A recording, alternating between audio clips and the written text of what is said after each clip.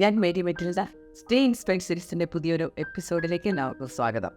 കൊച്ചു കൊച്ചു കാര്യങ്ങൾ നമ്മുടെ ജീവിതത്തിൽ വലിയ വലിയ ഇമ്പാക്റ്റ് ഉണ്ടാക്കുന്നു, അല്ലെങ്കിൽ വലിയ വലിയ പോസിറ്റീവ് ചേഞ്ചസ് ഉണ്ടാക്കുന്നു. അതെൻ്റെ ജീവിതത്തിൽ കിട്ടിയ വലിയൊരു തിരിച്ചറിവായിരുന്നു. ഈ അടുത്ത കാലത്തൊരു പുസ്തകം എൻ്റെ ശ്രദ്ധയിൽപ്പെട്ടു, ദ പവർ ഓഫ് നൗ. ഞാൻ ആ പുസ്തകം വായിച്ചിട്ടില്ല. 5 മില്യൺ കോപ്പീസിന് ഇട്ടുകഴിഞ്ഞൊരു പുസ്തകമാണ്, വായിക്കാൻ വേണ്ടി എടുത്തു വെച്ചിരിക്കുകയാണ്. ദ പവർ ഓഫ് നൗ എന്ന് പറയുമ്പോൾ ഈ പ്രസൻറ്റ് മൊമെൻറ്റിൽ നമ്മൾ ജീവിക്കണമെന്നൊക്കെ നമ്മൾ കേട്ടിട്ടുണ്ട്. പക്ഷേ അത് എത്രയോ പവർഫുള്ളാണെന്ന് വിശദീകരിക്കുന്ന ഒരു പുസ്തകമാണത്. അതുപോലെ തന്നെയാണ് ജെയിംസ് ക്ലിയർ എഴുതിയ ഒരു പുസ്തകം അറ്റോമിക് ഹാബിറ്റ്സ്. ഞാനതിനെപ്പറ്റി വീഡിയോ ചെയ്തിട്ടുണ്ട്. അതിൽ നിന്ന് ഞാൻ മനസ്സിലാക്കിയ ഒരു കാര്യം, ജീവിതത്തിൽ 1% ഇമ്പ്രൂവ്മെൻറ്റ് ഒരു ദിവസം ഉണ്ടാക്കിയാൽ മതി. ഒരു വർഷം കഴിയുമ്പോഴേക്കും നമുക്ക് 37 മടങ്ങ് ഇമ്പ്രൂവ്മെൻറ്റ് ഉണ്ടാവും. മാത്തമാറ്റിക്കലായിട്ട് അദ്ദേഹം അതിനകത്ത് പ്രൂവ് ചെയ്തിട്ടുണ്ട്. അങ്ങനെ പവർഫുള്ളായിട്ടുള്ള കൊച്ചു കൊച്ചു കാര്യങ്ങൾ നമ്മുടെ ജീവിതത്തിലുണ്ട്. ഇന്ന് ഞാൻ സംസാരിക്കാൻ പോകുന്നത് അങ്ങനെ ഒരു കാര്യത്തെക്കുറിച്ചാണ്, the power of extra. Extra എന്ന് പറയുന്നത് 5 അക്ഷരമുള്ളൊരു വാക്കാണ്. ഇത് നമ്മുടെ ജീവിതത്തെ ചിലപ്പോൾ മാറ്റിമറിച്ച് കളയും. ഇന്നത്തെ ചർച്ചാ വിഷയമായിട്ട് തിരഞ്ഞെടുക്കാൻ ഒരു കാരണമുണ്ട് കേട്ടോ. ഏതാനും ദിവസങ്ങൾക്ക് മുമ്പ് ഞാൻ ഒരു പരിശീലന പരിപാടിക്കായി തിരുവനന്തപുരത്ത് പോയിരുന്നു. 4 ദിവസത്തെ പരിശീലന പരിപാടിയായിരുന്നു. കേരളത്തിന് അങ്ങോളം ഇങ്ങോളമുള്ള VHSC കരിയർ മാസ്റ്റേഴ്സിന് വേണ്ടിയിട്ടുള്ള പരിശീലന പരിപാടിയായിരുന്നു. ഈ കരിയർ മാസ്റ്റേഴ്സ് എന്ന് വെച്ചാൽ ആരാണെന്നോ, VHSCയിലെ കരിയർ ഗൈഡൻസിൻ്റെ ചാർജുള്ള അധ്യാപകനാണ്. അവരുടെ നോർമൽ ഡ്യൂട്ടിക്ക് പുറമേ എക്സ്ട്രാ ആയിട്ട് എടുത്തിട്ടുള്ള ഒരു റെസ്പോൺസിബിലിറ്റിയാണ്. ഈ അധ്യാപകർ കണ്ടപ്പോഴാണ് കേട്ടോ ഈ എക്സ്ട്രാ അവരുടെ ജീവിതത്തിൽ കൊണ്ടുവരാൻ പോകുന്ന വലിയ മാറ്റങ്ങളെക്കുറിച്ച് ഞാൻ ആലോചിച്ചത്. അതിനൊരു കാരണമുണ്ട്. ഞാൻ ജീവിതത്തിൽ ചേർത്ത് പിടിച്ചിട്ടുള്ള ഒരു വാക്കാണിത്, ഈ എക്സ്ട്രാ. മഹാരാജാസ് കോളേജിൽ ഞാൻ ആദ്യമായിട്ട് അധ്യാപികയായിട്ട് വന്നപ്പോൾ വീടിനടുത്തുള്ള കോളേജിൽ ജോലി കിട്ടുമ്പോഴുണ്ടാകുന്ന സുഖങ്ങളെക്കുറിച്ചാണ് ഞാൻ കൂടുതലായിട്ട് ആലോചിച്ചത്. അത്രയും നാൾ ദൂരെയായിരുന്നു ജോലി, വളരെ ദൂരെയൊന്നുമല്ല. പക്ഷേ യാത്രയ്ക്കായിട്ട് ഒരുപാട് സമയം ചെലവഴിക്കണം, വെളുപ്പിന് എഴുന്നേൽക്കണം, വീട്ടിലെ കാര്യങ്ങൾ നോക്കാനുള്ള സമയം കുറവ്.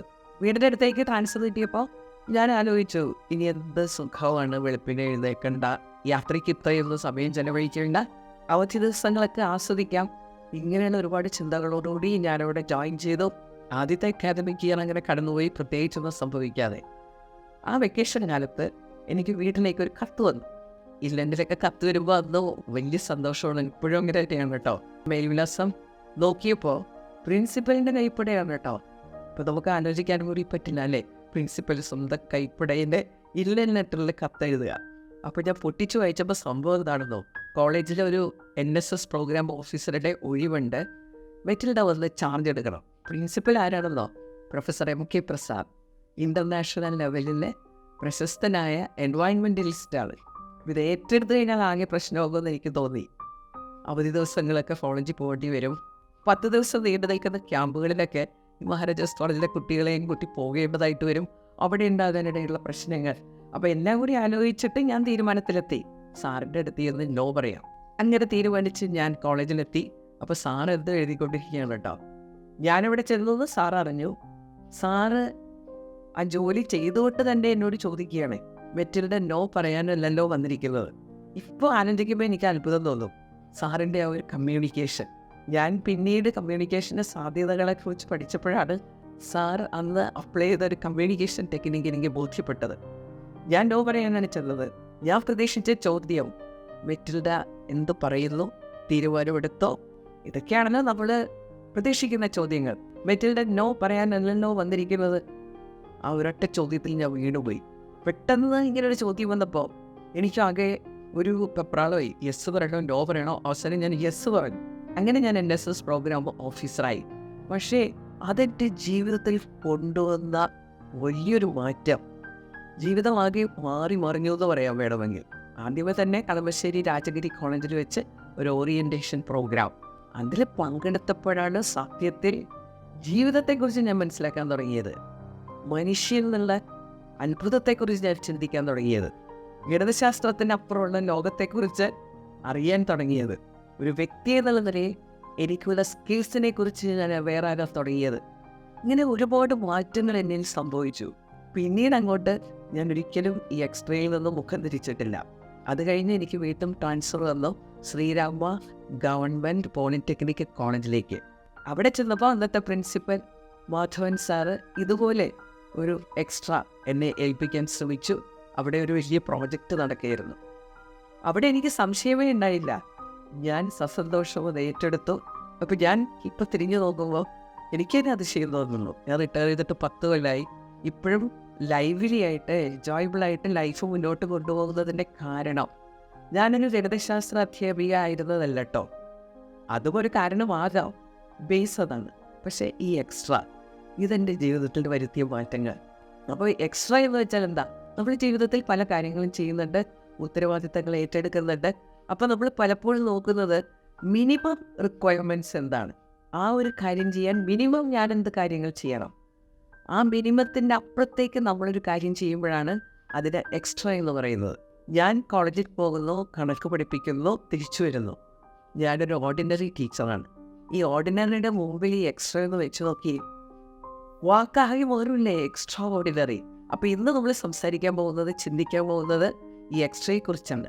ഈ എക്സ്ട്രാ ജീവിതത്തിൽ കൊണ്ടുവരുന്ന ബെനിഫിറ്റ്സ് എന്തൊക്കെയാണ്.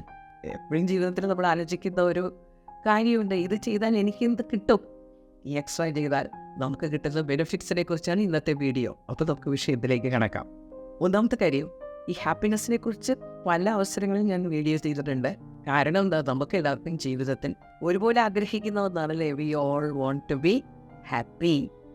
Happiness is our choice. അതിന് കാരണമുണ്ട്, നമ്മുടെ ബ്രെയിനിലുള്ള ഹാപ്പി ഹോർമോണുകൾ ആക്ടിവേറ്റ് ചെയ്യുമ്പോഴാണ് നമ്മൾ ഹാപ്പി ആകുന്നത്. ഇത് ആക്ടിവേറ്റ് ചെയ്യാൻ സഹായിക്കുന്ന ചില പ്രവൃത്തികളുണ്ട്. ഇതിൽ പ്രധാനപ്പെട്ടൊരു ഹോർമോണാണ് ഡോപ്പമിൻ.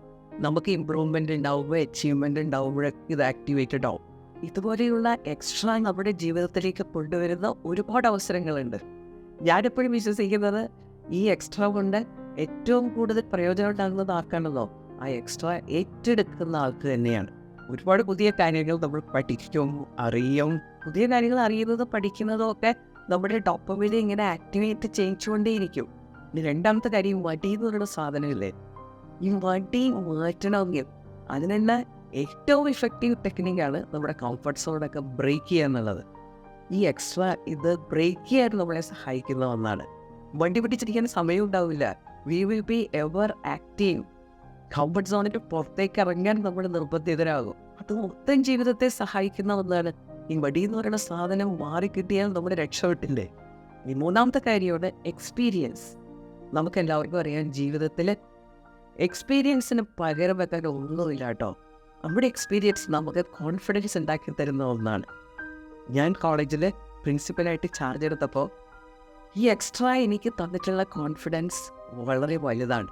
അന്ന് കോളേജിലുണ്ടായിരുന്നവരുടെ ഒരു ടീം വർക്ക് ക്യാമ്പസിനെ സൗന്ദര്യവൽക്കരിച്ചു എന്നൊക്കെ വേണമെങ്കിൽ പറയാം.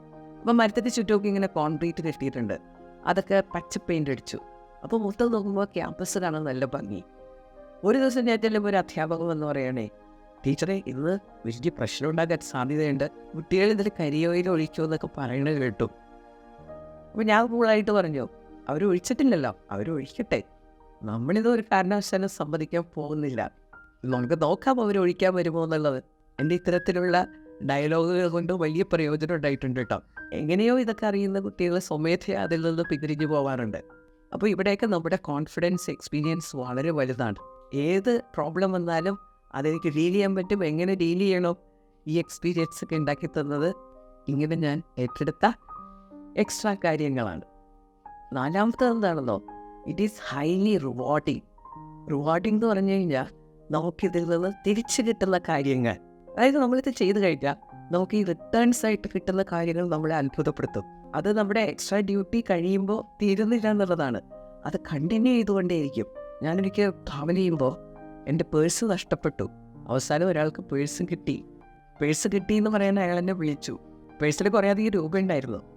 എന്നിട്ട് അയാളോട് പറയുകയാണേ, ടീച്ചറെ പേരും അഡ്രസ്സൊക്കെ എഴുതിയൊരു സ്ലിപ്പ് പേഴ്സിൽ നിർബന്ധമായിട്ട് ഇടണം. ഞാൻ എത്ര ബുദ്ധിമുട്ടിയിട്ടാണെന്നോ ഇത് ടീച്ചറുടെ പേഴ്സാണെന്ന് കണ്ടുപിടിച്ചത്. അപ്പോൾ അയാൾ എങ്ങനെയാണ് കണ്ടുപിടിച്ചതെന്ന് അറിയാമോ? മേരി മെറ്റിൻഡാന്ന് എഴുതിയ ഒരു പേപ്പർ അതിനകത്ത് ഉണ്ടായിരുന്നു. ഇയാൾക്ക് ഈ പേര് വായിച്ചപ്പോഴേ ഓർമ്മ വന്നു, ടീച്ചറിൻ്റെ പേര് എവിടെയോ കേട്ടിട്ടുണ്ടല്ലോ.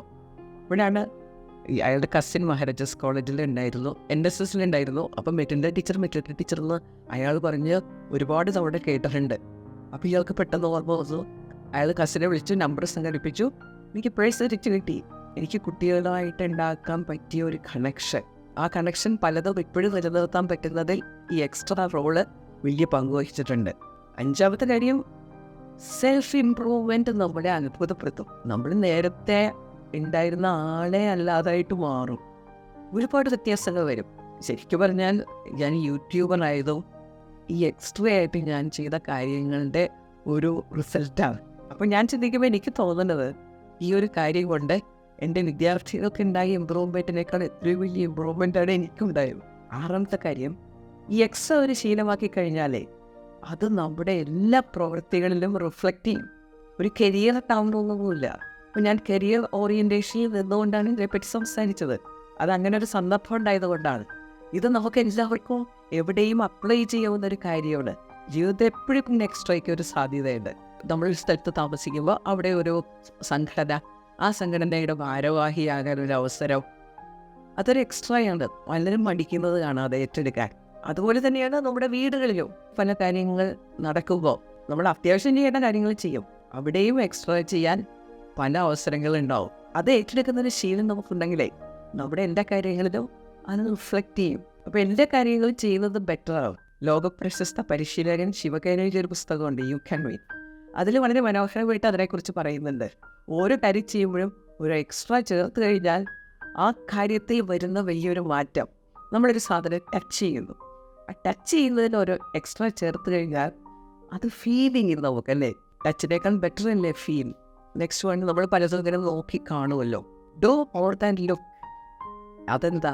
ഒബ്സർവ്. അത് നിരീക്ഷണമായിട്ട് മാറി. വെറുതെ ഇങ്ങനെ നോക്കി നിൽക്കുന്നത് നിരീക്ഷണവും തമ്മിൽ വ്യത്യാസമില്ലേ? Do more than read. നമ്മളൊരു പുസ്തകം വായിക്കുന്നു, ആ വായിക്കുന്നതിൽ കുറച്ച് എക്സ്ട്രാ ചേർക്കണം. അപ്പോൾ അതെന്തായിട്ട് മാറും? അബ്സോർബായിട്ട് മാറും. നമുക്കതിൽ മുഴുകാൻ പറ്റും.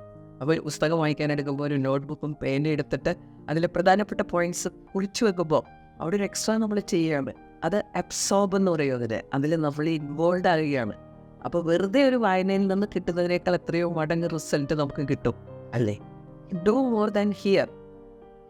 അതെന്തായിട്ട് മാറും? ലിസൺ. കേൾക്കുക എന്നുള്ളതും ശ്രദ്ധിക്കുക എന്നുള്ളതിനായിട്ട് രട്ടല്ലേ?